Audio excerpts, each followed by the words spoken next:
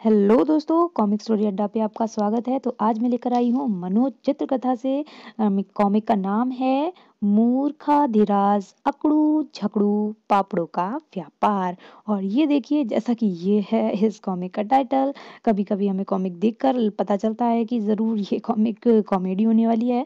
फिलहाल चलिए देखते हैं, आगे बढ़ते हैं और पता करते हैं इस कॉमिक में आखिर होने क्या वाला है। लेकिन वो जानने के लिए हमें पढ़नी पड़ेगी कॉमिक, और उसमें आगे बढ़ने से पहले आप लोग कर लीजिए चैनल को सब्सक्राइब। और मैं तो ये कॉमिक करने वाली हूँ बहुत एंजॉय, और आप लोग भी बताइएगा। फिलहाल अभी मुझे खुद नहीं पता ये कॉमिक कैसी है, बट जो भी है मज़ा तो आने वाला है। टाइटल तो देख ही लिया है ना आपने, कितना ही ज़बरदस्त बनाया है। तो चलिए अब कर लीजिए चैनल को सब्सक्राइब और बढ़ते हैं सीधा अपनी कॉमिक की तरफ। हमारे कॉमिक का नाम है मूर्खाधिराज अकड़ू झकड़ू और पापड़ू का व्यापार। इसके चित्रांकन है राम वैरकर, कथा है अशोक महाजन की। देखिए भाई, पहले हमें दिया है इन्होंने एक नोट। बेरोजगार, साफ दिल, शक्ल सूरत से दार्शनिक मगर अक्ल से एकदम दिवालिया, हिंदुस्तान के नंबर एक बेवकूफ मगर स्वयं को संसार के सर्वाधिक योग्य व बुद्धिमान समझने वाले शख्स हमारी कहानी के हीरो यानी अकड़ू और छकड़ू खुले आसमान के नीचे अपने घर की छत पर बैठे पूर्व से उदय होते सूरज की लालिमा को निहार रहे थे और सोच रहे थे कि आज किस प्रकार के प्रयत्न करें कि कोई छोटी मोटी नौकरी मिल जाए। देखिए भाई कैसे बैठे हैं छत पर। यार अकड़ू, नौकरी खोजने के लिए हमने आज तक जितने पापड़ बेले हैं, अगर वे सब बेल बेल कर अपने पास ही रखते जाते तो अब तक इस शहर में पापड़ों के सबसे बड़े थोक विक्रेता होते। ठीक कहते हो यार, लगता है भगवान से हमारी पिछले जन्म की कोई दुश्मनी है, तभी तो अब तक उसने हमें कोई नौकरी नहीं दिलवाई। हाँ, जब तक हम जैसे देश के काबिल नौजवान को नौकरी नहीं मिलेगी तो वह खाली बैठे बैठे पापड़ ही बेलेंगे। फिर पापड़, आज तुम सवेरे से ही पापड़ के पीछे पड़ गए हो। हम्म। मैं पापड़ के पीछे नहीं पड़ा हूँ, बल्कि जिंदगी की असलियत बयान कर रहा हूँ। तो क्या जिंदगी की असलियत पापड़ ही है? बिल्कुल, बेरोजगारी और पापड़ों में गहरा संबंध है। अचानक अकड़ू उछल पड़ा। पापड़ हर मार दिया पापड़ वाले को। वाह पापड़, क्या हुआ तुम्हें? पापड़ों का नाम सुनकर इस तरह उछल क्यों रहे हो? वाह दोस्त, तुम्हारा भी जवाब नहीं। समझ लो, आज से हमें काम मिल गया। कमाल है, इतनी जल्दी, और वह भी घर बैठे बैठे काम मिल गया। लेकिन वह काम है क्या? जरा मैं भी तो सुनूं। पापड़ बेचने का काम। यार किसी ने सच ही कहा है, ढूंढ संकल्प से दुविधा की सारी बेड़ियां कट जाती हैं और हर मुश्किल आसान हो जाती है। हम इतने दिनों से दर दर की ठोकरें खा रहे थे, पर आज तुम्हारे मुंह से पापड़ों का नाम सुनकर देखो किस प्रकार पापड़ बेचने का ख्याल आ गया। हम 150 पापड़ भून या तलकर किसी भी सिनेमा घर के आगे खड़े हो जाते हैं। देखना, सब हाथों हाथ बिक जाएंगे। पापड़ों की बहुत डिमांड है बाजार में। स्कीम तो अच्छी है, अच्छी नहीं बहुत बढ़िया है। हम क्यों किसी नौकरी अथवा गुलामी करें, अपना ही धंधा करेंगे शान से, और फिर धीरे धीरे हम अमीर हो जाएंगे। और जब हमारा काम काफी चल निकलेगा तो पहले पापड़ों की दुकान खोलेंगे, फिर पापड़ों की फैक्ट्री लगाएंगे, सैकड़ों लोगों को रोजगार दिलाएंगे। इस प्रकार हम शहर के बहुत बड़े सेठ कहलाएंगे। क्यों? तुम ठीक कहते हो यार। कोठी कार नौकर चाकर सभी कुछ होगा अपने पास। फिर तो अपनी जिंदगी भी अमिताभ बच्चन और धर्मेंद्र की तरह शान से कटेगी। ठीक कहते हो यार। अब तुम जाकर कलुआ परचून वाले से 2 किलो मैदा ले आओ। फिर हम दोनों बैठकर पापड़ बनाएंगे और उन्हें तलकर सिनेमा के बाहर बेचेंगे। ठीक है, तो मैं चला। और इस प्रकार दोनों ने भविष्य के सुनहरे सपने में खोए बड़े यत्न से पापड़ तैयार किए। वाह, कितने खूबसूरत पापड़ बने हैं। सही मायने में यह पापड़ हमारे स्वप्निल भविष्य के खजाने की कुंजी है। यकीनन काश हमारे देश के अन्य बेरोजगार युवक की हमारी तरह बुद्धिमान व होनहार होते। अगर वह पापड़ों का महत्व समझ पाते तो हमारे देश की बेरोजगार रूपी विशाल कठिनाई कभी दूर हो जाती। और अगले दिन करारे पापड़, पापड़ मसाले वाले बेचना शुरू कर दिया। और जब सिनेमा का इंटरवल हुआ तो ग्राहकों की भीड़ लग गई। एक पापड़ देना, एक पापड़ देना, केवल 50 पैसे का। पापड़ कितने का है भाई? अरे जगड़ू, खरीदारों को भीड़ देख रहा है ना, तू पैसे लेता जा, मैं पापड़ देता जा रहा हूँ। और तभी आग तू, हे औरत को पापड़ थूक रहा देख। क्या हुआ माताजी? मुए, मुझे माताजी कहता है? मैं क्या इतनी बूढ़ी दिखती हूँ? क्षमा करें माता जी। अरे रे बहन जी, क्या बात है, यह पापड़ कड़वा है। ओ, तो ये दूसरा ले लीजिए। और तभी, अरे यह पापड़ है या क्लोरोक्वीन की गोलियां? आग थू! दूसरे ने भी थूक दिया। इन जहर की तरह कड़वे पापड़ों को कौन खाएगा? क्या तेरा बाप? अरे अरे, तमीज से बात कीजिए भाई साहब, हमारे पापड़ कड़वे नहीं हो सकते। तुम भी दूसरा ले लो भाई। अब तक जिन जिन लोगों ने पापड़ खरीद कर खाए हैं, सबके मुंह का जायका बिगड़ गया है। आग थू! सभी थूक रहे थे। तभी एक औरत जो पापड़ खरीदकर सिनेमा हॉल में ले गई थी, कुछ अन्य व्यक्तियों के साथ उनकी तरफ बढ़ती हुई नजर आई। कहाँ है पापड़ बेचने वाले? वे लोग तो हमारी तरफ आ रहे हैं, इनके इरादे अच्छे नहीं दिखते। सो तो देख ही रहा हूँ, मगर ये पापड़ कड़वे कैसे हो गए? पता नहीं, हो सकता है पापड़ बनाते समय कोई छिपकली वगैरह मैदे में गिर गई हो। मुझे तो कलुआ परचून वाले के मैदे में कोई गड़बड़ दिखती है। अवश्य साला मिलावटी सौदा बेचता है। अब क्या किया जाए, वे लोग तो बढ़ते ही आ रहे हैं। यही है पापड़ बेचने वाले, पकड़ लो इन्हें, मारो कड़वे पापड़ बेचने वालों को। बाप रे, भागो। बेटा, यहाँ तो तीसरे महायुद्ध की तैयारी हो चुकी है। मेरे ख्याल से अब यहाँ से सिर पर पांव रखकर भाग लेने में ही भलाई है, वरना इतने जूते पड़ेंगे कि खोपड़ी पर एक बाल भी नहीं बचेगा। भागो। दोनों समय की नजाकत को देखते हुए सर पर पांव रखकर दौड़ पड़े। मारो! और सभी उनके पीछे दौड़ रहे थे। वो बदमाश दौड़ रहे हैं, पकड़ो उन्हें। अकड़ू और जगड़ू की किस्मत अच्छी थी कि वह किसी तरह भागने में सफल हो गए, वरना भीड़ उनका कचूमर निकाल देती। भीड़ ने अपना गुस्सा उनके खोमचे पर उतारना आरंभ कर दिया और उनका सारा ताम झाम तोड़ तवाड़ करके बराबर कर दिया। अब उधर अकड़ू और जगड़ू बदहवास से दौड़ते घिरते पड़ते एक पार्क में पहुंचे। जान बची तो लाखों पाए, लौट के बुद्धू घर को आए। नहीं नहीं, पार कहो यार, बाल बाल बच गए, वरना हड्डियों का कछूमर बनकर रह गया होता। देख लिया ना भगवान का इंसाफ। हम अपना धंधा करके अपने पैर पर खड़ा होना चाहते थे, ताकि निकट भविष्य में पापड़ बेलने की फैक्ट्री लगाकर शहर के बहुत बड़े सेठ बन सकें। बेचारे। मगर भगवान से हमारी खुश नसीबी देखी न गई। वह जल भुन बैठे, तभी तो ऐसा हुआ। उसने सोचा होगा इस प्रकार तो अकड़ू झगड़ू मुझसे भी ज्यादा अमीर बन जाएंगे, अतः उसने अभी से हमारा तिया पंचा करवा दिया। हमारा खोमचा भी टूट फूट गया होगा। खोमचा ही क्या, हमारा भविष्य के सारे मधुर सुनहरे सपने भी टूट फूट गए हैं। तभी उन्होंने अपने सामने बेंच पर बैठा एक व्यक्ति अखबार पढ़ता दिखाई दिया। पर हम भी हिम्मत हारने वाले जीव नहीं। आओ सामने बैठे भाई साहब से अखबार लेकर नौकरी के रिक्त स्थान भी देख लें। हाँ, हो सकता है हमारे मतलब की भी कोई वैकेंसी निकली हो। और विज्ञापन देख रहे। विज्ञापन आवश्यकता है 2 गधों की, संपर्क करें, पता भी दिया है। अरे भाई साहब, जरा अखबार तो दिखाना, शायद यह विज्ञापन हमारे लिए ही दिया गया है, लगता तो ऐसा ही है। आगे। क्या कहा भाई साहब, अंधा है क्या? आई, ये तो बहन जी निकली। अरे बाप रे, यह तो भाई साहबनी जी हैं। भाई साहबनी मेरा मजाक उड़ाता है। ठहरो ठहरो, तो बदतमीज कहीं के, पार्क में अकेली बैठी लड़की को छेड़ता है। अरे रे रे रे, ये क्या करती है? मेरा मतलब ये नहीं था। अरे अभी समझाती हूँ तुम्हें, मतलब पुलिस पुलिस। ओह, लगता है वह दोनों बदमाश उस लौंडिया को छेड़ रहे हैं। अभी मजा चखाता हूँ उन्हें। आप भी कमाल करती हैं देवी जी, हमने आपको कब छेड़ा है जो आपने पुलिस बुला ली? जरा पुलिस वालों को आने तो दो, फिर तुम्हारी गलतफहमी स्वयं ही ठीक हो जाएगी। हाँ हाँ, आने दो पुलिस को, सांचे को आँच क्या, हम भी कह देंगे आपका मर्दों जैसा हुलिया देखकर हमें गलतफहमी हो गई थी। पुलिस वाला अपना डंडा घुमाता हुआ करीब आ गया और दोनों चौंक पड़े। अरे टोडरमल, बाप रे, टोडरमल भाग ले।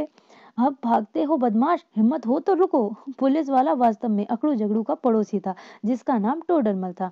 ओह, यह कोई बदमाश या लड़की छेड़ने वाले नहीं, बल्कि मेरे कर्जदार हैं। अकड़ू जगड़ू पूरे 100 रुपए लेने हैं दोनों से। आज तो कमबख्तों का जहन्नुम तक पीछा नहीं छोड़ूंगा।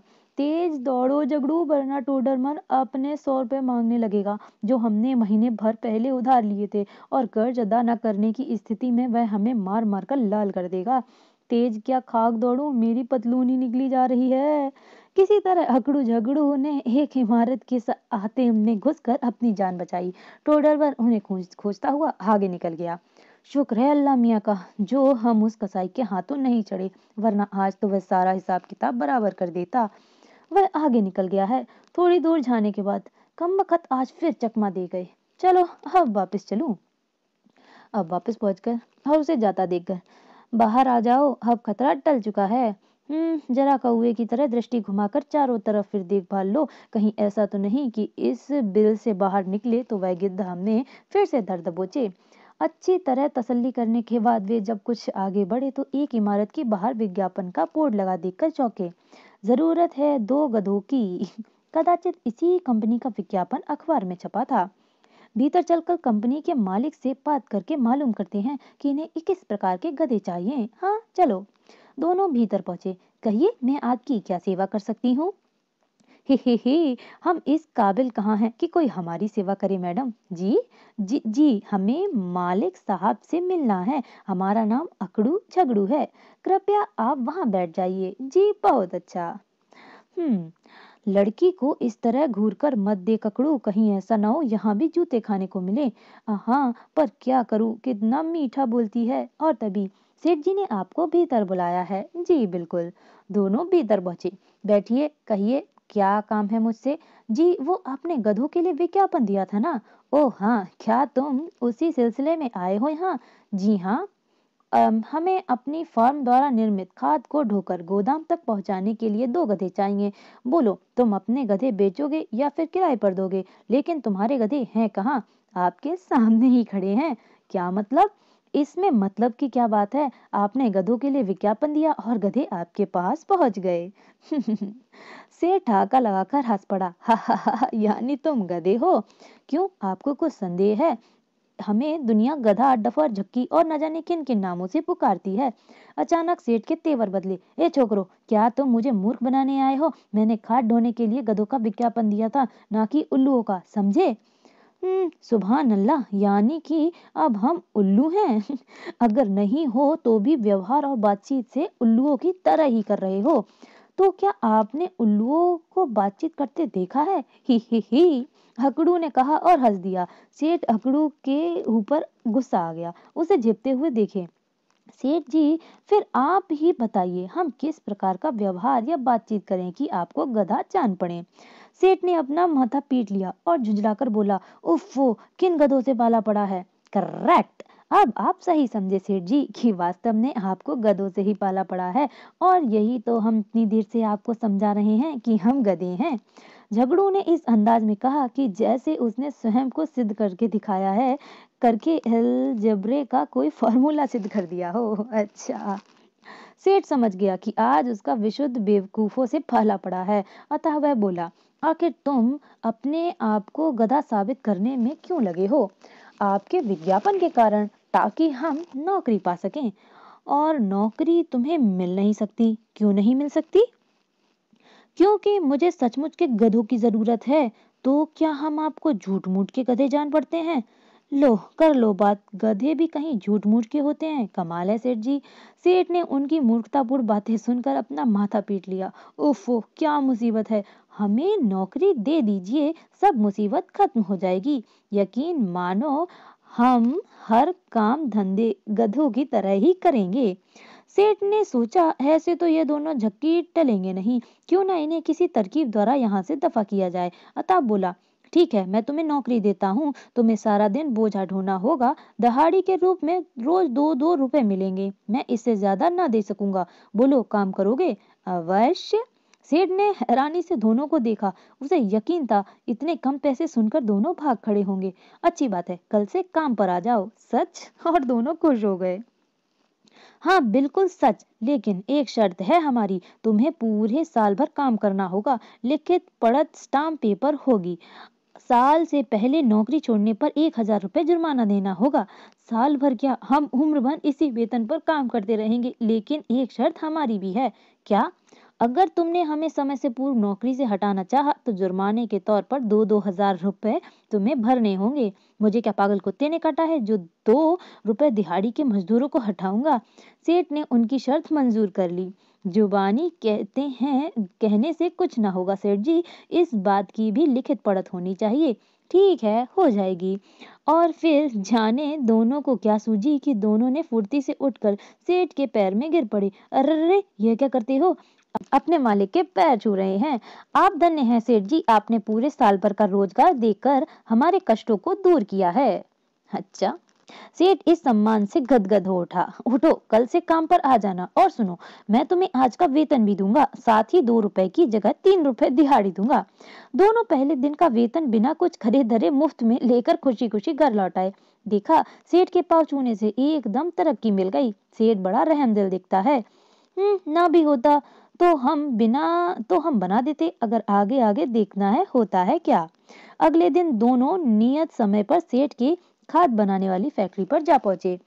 ओह, आ गए तुम दोनों। देखो, आज तुम्हें दिन भर में सिर्फ इन 100 बोरियों को बाहर लगे कांटों पर वजन करके पास खड़े उस ट्रक पर लाद देना है, समझ गए ना? जी, पर एक बात और समझना चाहते हैं। बोलो। हम उसी प्रकार काम करें जिस प्रकार आप हमें आदेश देंगे, या फिर हम अपनी समझ भी इस्तेमाल करें? इस प्रश्न पर सेठ ने चौंक कर उन्हें घूरते हुए कहा, बरदार, जो अपनी समझदारी से कुछ भी करने की चेष्टा की, जो आदेश मिले सिर्फ उसी का पालन करो, समझे? जी जी। अब भाई काम शुरू। फिर सेठ थोड़ा कठोर रुख इख्तियार करता हुआ बोला, अगर टुकुर टुकुर मेरा मुंह क्या देख रहे हो, जाओ और जाकर काम पर जुट जाओ। कल से तुमने मेरा नरम रुख देखा था, लेकिन आज अगर संध्या तक मेरे आदेशानुसार काम ना हुआ तो हंटरों से खाल खिंचवा दूंगा। जी जी। सेठ दोनों को आदेश देकर ऑफिस में चला गया और वे लग गए काम करने में। दोनों दोपहर बाद तक कठोर परिश्रम करके खाद की 100 बोरियां पीठ पर लाद कर कांटे के पार पहुंचा दिए। खाद की बोरियां तो यहाँ पहुंच गईं। अब याद करो कि सेठ का अगला आदेश क्या था? सिर्फ बोरियों का वजन कर ट्रक में लादना है। तो ये रहा पहली बोरी का वजन। अरे अरे, ये क्या कर रहे हो? क्या सेठ का हंटर खाने का विचार है? क्यों, क्या हुआ?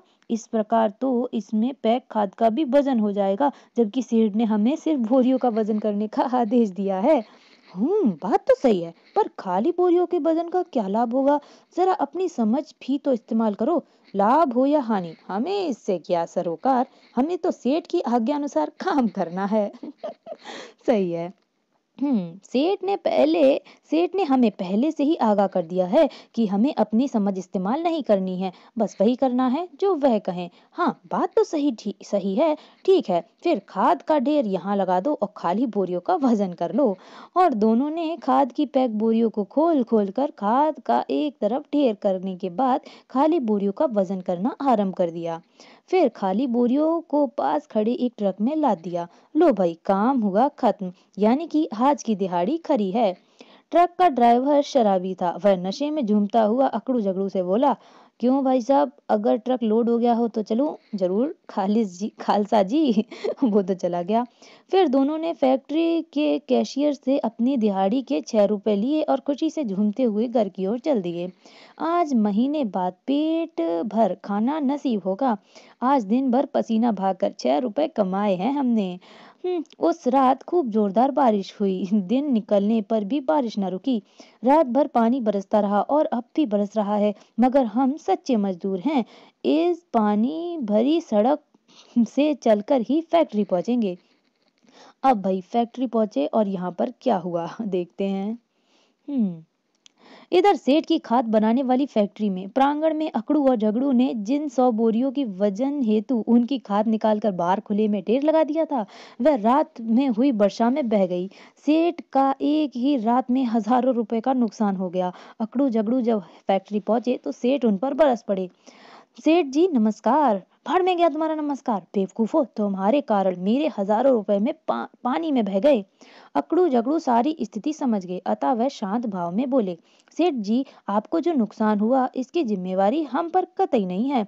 आप ही ने तो हमें सिर्फ बोरियों का वजन करने को कहा था। जाहिर है बोरियों के वजन करने के लिए हमें खाद बाहर निकालनी पड़ती। यह बेसिर पैर की दलील सुनकर सेठ गुस्से में चीख उठा, तो तुम्हारे अंदर बुद्धि नाम की कोई वस्तु नहीं है क्या, टफर कहीं के? बुद्धि तो हमारे पास जरूरत से कहीं ज्यादा है, मगर क्या करें, आपने ही हमें समझ इस्तेमाल करने पर प्रतिबंध लगा दिया था, इसीलिए मजबूरन हमें अक्षरशः आपके आदेश का पालन करना पड़ा। समय की नजाकत को देख अगड़ू ने बातचीत का विषय बदलना चाहा। अब आज के लिए क्या काम है? काम पूछते हो? मुझे नहीं करवानी तुमसे नौकरी, इस तरह तो तुम मेरा दिवाला निकाल दोगे। भाई अब क्या हुआ? भलाई इसी में है कि चुपचाप यहाँ से दफा हो जाओ, वरना हंटरों से खाल खिंचवा दूंगा। स्वभाव से उग्र झगड़ू भी एकदम झगड़ उठा। होश की दवा करो सेठ, हमारे नौकरी की शर्तें स्टाम्प पेपर पर वर्णित हैं। अगर तुम हमें नौकरी से अलग अलग करना चाहते हो तो हमें अनुबंध तोड़ने पर 2,000 रुपए जुर्माने के रुपए दो। बेचारा सेठ, उसने स्वयं को जिंदगी में पहली बार इतना बेबस पाया। ठीक है, तुम काम करो, मगर आइंदा से अपनी समझ भी प्रयोग किया कर लो। ठीक है, सुनो, कल हमारी फैक्ट्री के रखरखाव व साफ सफाई का निरीक्षण करने एक सरकारी टीम आ रही है। इसीलिए फैक्ट्री के प्रांगण में जितना भी कूड़ा करकट है उसे एक जगह इकट्ठा कर देना। जी, बहुत अच्छा। फिर सेठ ने फैक्ट्री के सुपरवाइजर को आदेश दिया, इन लोगों से कूड़ा करकट गोदाम से दूर इकट्ठा करने को कहना। फिर बाद में तुम स्वयं कूड़े को आग लगा देना, मगर सावधान, इन बेवकूफों को आग लगाने को न कहना, वरना कहीं ये कूड़ा जलाते पूरी फैक्ट्री ना फूंक डालें। आप बेफिक्र रहें सेठ जी, मैं इन बेवकूफों के काम पर पूरी निगाह रखूंगा। इन्हें कोई भी ऐसा काम करने को नहीं कहूंगा जिससे आप खतरे का आभास हो। चलिए, ये भी सही है। अब आगे बढ़ते हैं। तुम भी सुन लो, अगर आज फैक्ट्री में थोड़ी भी गड़बड़ हुई तो मुझसे बुरा कोई ना होगा। गड़बड़ का सवाल ही पैदा नहीं होता सेठ जी। सेठ आदेश देकर चला गया। अकड़ू झगड़ू सुपरवाइजर की देखरेख में अपने काम में जुट गए।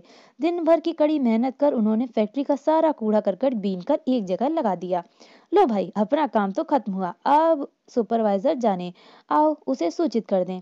फैक्ट्री में एक जगह नल की तरह के बहुत से पाइप लगे हुए थे। प्यास लगी है, जरा पानी पी लें। चलो, मुझे भी प्यास लगी है। झगड़ू ने एक नल खोला पर पानी न निकला। आए, पानी नदारत। फिर एक एक करके उसने सारे पाइपों के सिरों पर लगे नलों को खोल दिया। कमाल है यार, सारे नल खोल दिए लेकिन किसी में भी पानी नहीं आ रहा। कहीं और जाकर प्यास बुझानी पड़ेगी, यही लगता है। चलो चलें। सारे नल खोल दिए। सुपरवाइजर ने उन दोनों के साथ फैक्ट्री का निरीक्षण किया। वास्तव में अकड़ू झगड़ू ने बड़ी लगन से सारी फैक्ट्री के कूड़े करकट की साफ सफाई कर दिया था। बहुत खूब, सारी फैक्ट्री अच्छी तरह साफ कर दी है तुमने। वह देखिए, कूड़े करकट का कुतुब मीनार बना दिया है। इस कूड़े को अब जला देना चाहिए, वरना यह फिर हवा में उड़कर इधर उधर फैल जाएगा। सुपरवाइजर ने सेठ की आज्ञा अनुसार कूड़े के ढेर को तीली दिखा दी। तुम कैशियर से आज की दिहाड़ी ले लेना। बहुत अच्छा साहब। अचानक सुपरवाइजर बुरी तरह चौंक पड़ा। उसके नथुने बुरी तरह फड़फड़ाने लगे। कदाचित गैस की बदबू आ रही है। वास्तव में जिन्हें अकड़ू झगड़ू ने पानी के नल समझ बैठे थे, वह फैक्ट्री में रासायनिक खाद के उत्पादन में काम में आने वाली विभिन्न प्रकार की गैसों की पाइपलाइन थी। दोनों ने गलती से उन गैसों के पाइपों को खोल दिया था। गैस अब तेजी से वातावरण में फैलने लगी थी। गैस के बादल, बाप रे, गैस लीक हो रही है, मगर यह हुआ कैसे? अब भाई क्या होगा आगे? गैस की बदबू सारी फैक्ट्री में फैलने लगी थी। फैक्ट्री के मजदूर हुड़दंग मच गया। भागो, गैस लीक हो रही है, भागो भागो। सुपरवाइजर को कुछ समझ नहीं आ रहा था। वास्तव में हुआ क्या? एक ओर वह गैस के रिसने से चिंतित था तो दूसरी ओर कूड़े के ढेर में ऊंची ऊंची आग की लपटों से निकलते देखकर वह जानता था कि गैस अगर आग तक पहुंच गई तो भयंकर विस्फोट होगा और सब कुछ तबाह हो जाएगा। यह क्या हो गया सुपरवाइजर साहब? जो भी हुआ बहुत बुरा हुआ। जान प्यारी है तो तुम भी भागो। लोग भाग रहे हैं। और आनन फानन में वे भी मजदूरों के साथ भाग निकले। अकड़ू, अब बात समझ में आई। हमने जिन्हें पानी के नल समझकर खोला था वह वास्तव में गैस के पाइप थे। गैस वहीं से निकल रही है। धीरे बोलो, अगर किसी ने सुन लिया तो हमारी ऐसी की तैसी हो जाएगी, ऐसी की तैसी हो जाएगी। फैक्ट्री से काफी दूर अकड़ू झगड़ू भी भीड़ के साथ खड़े होकर ऊंची ऊंची लपटों को देख रहे थे। सब कुछ तबाह हो जाएगा। तभी एक दिल दहला देने वाला विस्फोट हुआ और फैक्ट्री एक खंडर में तब्दील हो गई। सेठ ने अपनी फैक्ट्री की दशा देखी तो माथा पीट लिया। हे भगवान, मैं तबाह हो गया, मेरी फैक्ट्री जलकर राख हो गई। बू, बेचारा सेठ। इतना तो सबको मालूम था कि गैस लीक हो जाने की वजह भीषण दुर्घटना घटी, मगर सच्चाई क्या थी? गैस कैसे लीक हो गई? अकड़ू झकड़ू के अलावा कोई नहीं जानता। आगे क्या हुआ? अकड़ू और जकड़ू इस दुर्घटना से बहुत दुखी थे। सच्चाई तो यह थी कि जो कुछ भी हुआ उसकी अज्ञानता के कारण ही हुआ, मगर वह कर ही क्या सकते थे। अपनी भूल का इजहार कर अपने सर पर मुसीबत नहीं डाल सकते थे, इसीलिए वह खामोशी रहे। काश हमने गैस के पाइप ना खोले होते। होनी को कौन टाल सकता है अकड़ू, होनी तो होकर ही रहती है, इससे हमारा कोई दोष नहीं। सेठ का मानसिक संतुलन गड़बड़ा गया था। वह गुस्से से उनके पास आया। अरे सेठ जी, तुम दोनों मनहूस जब से फैक्ट्री में दाखिल हुए हो मेरा सर्वनाश हो गया है। लो या पकड़ो 2,000 रुपए जुर्माने के और मेरी नजर के सामने से दफा हो जाओ। हकड़ू और झगड़ू ने एक बार तो सोचा कि रुपया ना लें, मगर फिर यह सोचा कि अगर घोड़ा घास से दोस्ती करेगा तो खाएगा क्या। अकड़ू और जकड़ू ने 2-2 हजार रुपए एक साथ प्राप्त हो गए थे। सो वे चंद दिनों तक तो रईस बने रहे, अपने बकायदा कर्ज भी चुका दिए। फिर धीरे धीरे पैसा समाप्त हो चला। उनकी चिर परिचित साथी निर्धारित व कंगाली ने उन्हें फिर से आगेरा।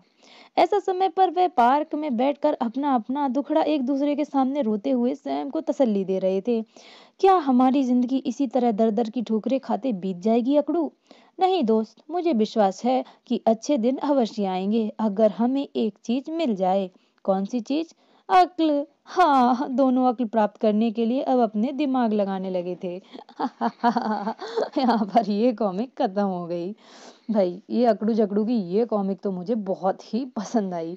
इसमें एक और कॉमिक है, इसमें एक और कॉमिक है। कॉमिक कौन सी है ये?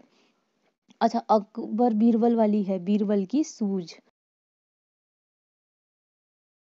तो ये है इसकी ये कॉमिक। चलिए देखती हूँ ये कॉमिक में क्या है।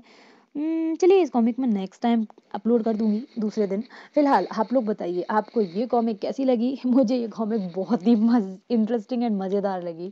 तो आप लोग बताइए आपको ये कॉमिक कैसी लगी। हम मैं लेकर आती हूँ इसका ये जो नेक्स्ट पार्ट है। तो आप लोग बताइए आपको ये कॉमिक कैसी लगी, और जाने से पहले चैनल को सब्सक्राइब करना बिल्कुल भी ना भूलिएगा। Thank you.